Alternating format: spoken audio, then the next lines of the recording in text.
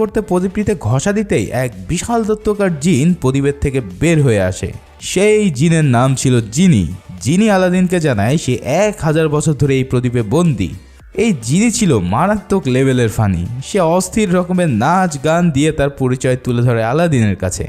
সেই সাথে সে জানায় যে এখন থেকে আলাদিন তার মালিক আর জিনি তার হুকুমের গোলাম। সে আলাদিনের 3টি ইচ্ছে পূরণ করতে পারবে এবং প্রত্যেকটি ইচ্ছা চাওয়ার আগেই তাকে বলতে হবে জিনি আমি চাই, এবং সেই সাথে প্রদীপটি ঘষা দিতে হবে।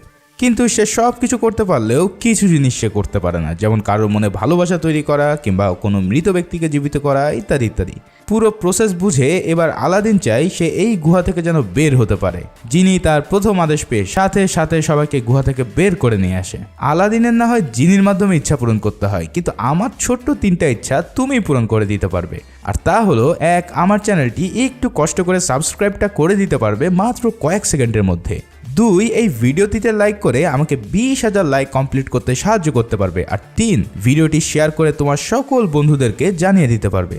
একদম কয়েক সেকেন্ডের কাজ। তাই প্লিজ আমার চ্যানেলকে গ্রো করার জন্য এইটুকু হেল্প তো তোমরা করতেই পারবে, তাই না?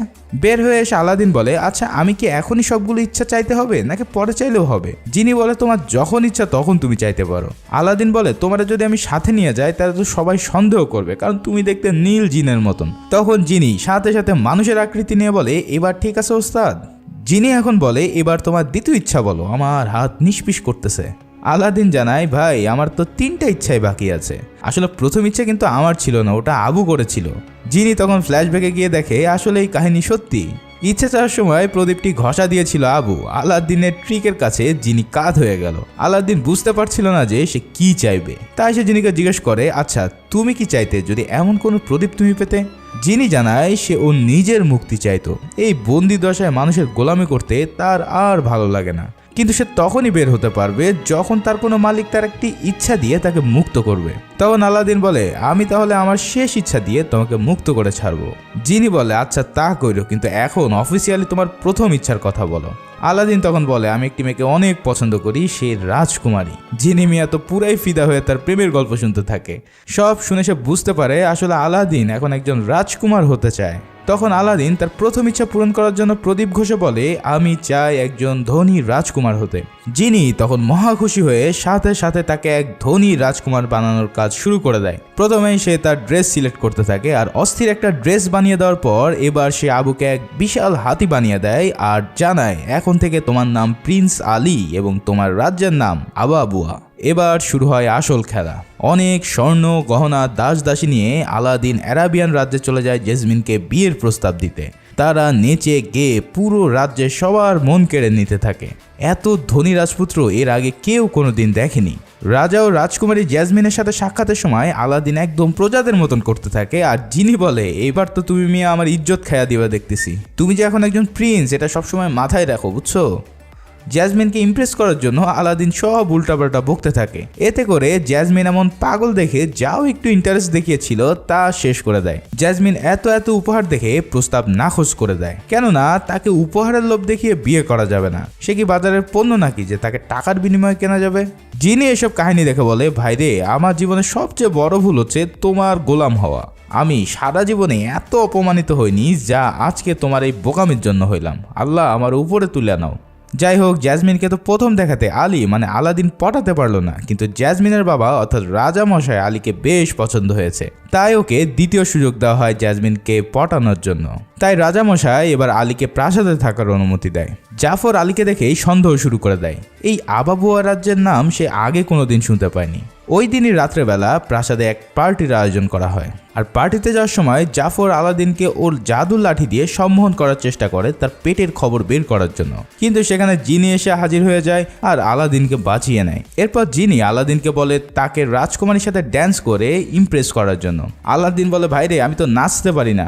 তখন জিনি তার হাতের ইশারায় আলাদিনকে কঠিন নাচ নাচাতে থাকে। এই উদাম নাচ দেখে সবাই তো পুরাই অবাক হয়ে যায়। জেসমিনও সেই নাচ দেখে ইমপ্রেস হয়ে যায়, কিন্তু ধরা দেয় না। তাই আলাদিন রুমে এসে জিনিকে বলে, এবার কি করা যায় বলো তো? জিনি উত্তর দিয়ে বলে, আমি কি জানি, আমি তো আর ভালোবাসা প্রেম প্রীতি এসব করে দিতে পারবো না, যা করার তোমাকেই করতে হবে। তাই আলাদিন এবার তার জাদুর কার্পেট নিয়ে জেসমিনের রুমে আসে। জেসমিন বলে, আরে এখানে তুমি আসলে কিভাবে? এছাড়াও জেসমিন বলে, আমি ম্যাপ খুঁজে কোথাও আবাবুয়া দেশটি তো খুঁজে পেলাম না। তখন আলাদিন তার হাত থেকে ম্যাপ নিয়ে মনে মনে জিনিকে বলে এই ম্যাপে আবাবুয়া অ্যাড করে দিতে। জিনি সেই ম্যাপে আবাবুয়া অ্যাড করে দেয় আর জেসমিন বলে কাহিনী কি, এত খুঁজলাম তখন তো দেখতে পেলাম না। এবার আলাদিন তার জাদুর কার্পেট দেখায় আর তার সাথে পুরো রাজ্য ঘোরার অফার করে। জেসমিন রাজি হলে ওকে নিয়ে আকাশে ঘুরে বেড়াতে বেরিয়ে পড়ে তারা। পুরো রাজ্য তারা দুজন ভেসে ভেসে দেখছে। তবে জেসমিন তার হাবভাব দেখে বুঝে গিয়েছিল যে এটা আলী নয়, ও হচ্ছে আলাদিন। তখন আলাদিন মিথ্যা বলা যে সে রাজ্যের খোঁজখবর নিতে নিজের পরিচয় গোপন করে অনেক দিন ধরে এখানে আছে। জেসমিন তার কথা বিশ্বাস করে নেয় আর দুজন অনেক রোমান্টিক সময় পার করে। সেখানে উপস্থিত ছিল জাফরের চামচা ইয়োগি। সে সব কিছু জাফরকে বলে দিলে পরের দিন সকালে জাফর আলাদিনকে আটক করে। জাফর বুঝে যায় যে এই জাদুকরি কাজটি আলী নিঃসন্দেহে জিনের মাধ্যমেই করেছে, মানে এই কার্পেটে করে ঘুরে বেড়ানো, বিশাল রাজ্যের রাজকুমার হওয়া ইত্যাদি ইত্যাদি। আলাদিনকে হাত পা বেঁধে জাফর পানিতে ফেলে দেয় এইটা কনফার্ম করতে যে সে আসলেই আলাদিন কিনা এবং তার কাছে সেই জাদুর প্রদীপ আছে কিনা। কারণ যদি জিনি ওর কাছে থেকেই থাকে তাহলে কোনো না কোনোভাবে আলাদিনকে বাঁচিয়ে নেবে। তো দেখা যায় আবু কার্পেটে চড়ে পানির উপর থেকে প্রদীপটি ফেলে দেয় আর আলাদিন অনেক কষ্ট করে সে প্রদীপটিতে ঘষা দিতেই জিনি সেখানে বেরিয়ে আসে। কিন্তু ততক্ষণে আলাদিন বেহুশ হয়ে যায়, ফলে সে তার ইচ্ছা জানাতে পারে না। জিনি আলাদিনের অবস্থা দেখে কি করবে ঠিক বুঝে উঠতে পারছিল না। ইতিমধ্যে জিনি আলাদিনকে তার খুব ভালো বন্ধু বানিয়ে ফেলেছিল, তাই একটি এগ্রিমেন্ট পেপার বানিয়ে সেখানে আলাদিনের সাইন করিয়ে নেয় ওর দ্বিতীয় ইচ্ছা হিসেবে, আর ওর জীবন বাঁচিয়ে নেয় পানি থেকে তুলে। জিনি বলে আমি দুঃখিত যে আমি প্রোটোকল ভেঙে তোমার জীবন বাঁচিয়েছি, কিন্তু এতে করে তোমার একটি ইচ্ছা নষ্ট করতে হলো। আলাদিন বলে তুমি যে আমার জীবন বাঁচাইছো এটাই অনেক। এরপর ওরা সবাই জাফরকে আটক করতে প্রাসাদে যায়। সেখানে আলাদিন জাফরের সব অপকর্ম ফাঁস করে দেয়, কিন্তু দেখা যায় জাফর ও জাদুর লাঠির সাহায্যে সুলতানকে বশ করার চেষ্টা করছে। আলাদিন বিষয়টি টের পেয়ে ও লাঠিটি ভেঙে চুরমার করে দেয় এবং জাফরকে গ্রেফতার করে জেলে পাঠিয়ে দেয়। সুলতান খুশি হয়ে জেসমিনের বিয়ে আলাদিনের সাথে ঠিক করে দেয়। আলাদিন বেশ আনন্দিত হয়ে যায়, কারণ অবশেষে সে জেসমিনকে পাচ্ছে। জিনি আলাদিনকে উপদেশ দেয় যে সব সত্যি জেসমিনকে খুলে বলতে, যে সে কোনো রাজকুমার নয়, কারণ একদিন না একদিন সে সব সত্য সামনে আসবেই। কিন্তু আলাদিন জানায় ওকে এই মিথ্যা চালিয়ে যেতে হবে, না হলে জেসমিনকে তার হারাতে হবে। কিন্তু জিনি এই কথায় আলাদিনের উপর অনেক অভিমান করে, কারণ সে চাইছিল আলাদিন যেন সব সময় সৎ থাকে। তাই সে রাগ করে প্রদীপের ভিতরে চলে যায়। অন্যদিকে সেই চামচা পাখিটি জেলের চাবি চুরি করে জাফরকে ছাড়িয়ে নেয়। জাফর প্রথমেই ওর ভেষ বদলে কৌশলে আলাদিনের কাছ থেকে প্রদীপটি চুরি করে নেয়। এরপর দেখা যায় আলাদিন নিজের ভুল বুঝতে পেরেছে, ও জেসমিনকে সব সত্য কথা বলে তবেই বিয়ে করবে। তাই জিনিকে সরি বলতে প্রদীপটি বের করবে, ঠিক তখনই দেখতে পারে তার কাছে আর প্রদীপটি নেই। অন্যদিকে জাফর মশাই এই জাদুর প্রদীপ হাতে পেয়েই তাতে ঘষা দেয় আর জিনি মনে করে নিশ্চয়ই আলাদিন তাকে ডাকছে, কিন্তু পরে দেখতে পায় যে এখন তার মনিব অন্য কেউ। তার তো আর কিচ্ছু করার নেই, কারণ যে তার প্রদীপ পাবে সেই হবে তার মালিক। তাই এবার প্রাসাদে ফিরে জাফর জিনির কাছে প্রথম ইচ্ছা চায় যে এই রাজ্যের সুলতান হওয়ার জন্য।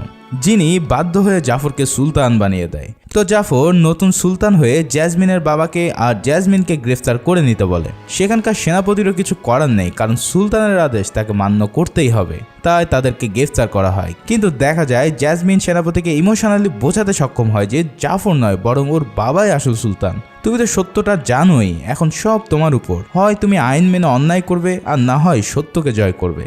সেনাপতিও তার ভুল বুঝতে পারে আর সাথে সাথে জাফরকে গ্রেফতার করার নির্দেশ দেয়। কিন্তু জাফর আবারও প্রদীপে ঘষা দিয়ে জিনিকে বের করে এবং ওর দ্বিতীয় ইচ্ছাটি চায়। জাফর বলে ওকে পৃথিবীর সবচেয়ে বড় জাদুকর বানিয়ে দিতে। জিনি বাধ্য হয়ে ওর ইচ্ছা পূরণ করে দেয়। ফলে জাফর এবার হয়ে ওঠে পৃথিবীর সবচেয়ে ভয়ঙ্কর জাদুকর। তার হাতে যে লাঠিটা থাকে তা দিয়ে সে যা ইচ্ছা তাই করতে পারত।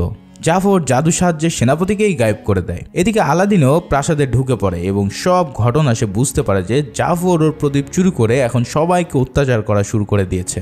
আলাদিন লুকিয়ে প্রদীপটি নিতেই যাবে, ঠিক তখনই জাফর তাকে ধরে ফেলে আর ওর গোপন সত্য জেসমিনকে জানিয়ে দেয়। সে বলে যে আলাদিন কোনো রাজকুমার না, আসলে আলাদিন হচ্ছে সাধারণ এক রাস্তার ছিচকে চোর। এরপরে জাফর আলাদিনকে জাদুর মাধ্যমে বরফের দেশে পাঠিয়ে দেয়, কিন্তু জিনি লুকিয়ে কার্পেটটিকেও তার সাথে পাঠিয়ে দেয়। এদিকে জাফর বাবাজির নতুন শখ জেগেছে, ও এবার রাজকুমারকে বিয়ে করতে চায়, কিন্তু রাজকুমারী তো কোনোভাবেই রাজি হবে না, সেটা তো আমরা সবাই জানি। তাই জাফর জেসমিনের বাবা ডালিয়াকে টর্চার করতে থাকে। এক পর্যায়ে জেসমিন ওদের প্রাণ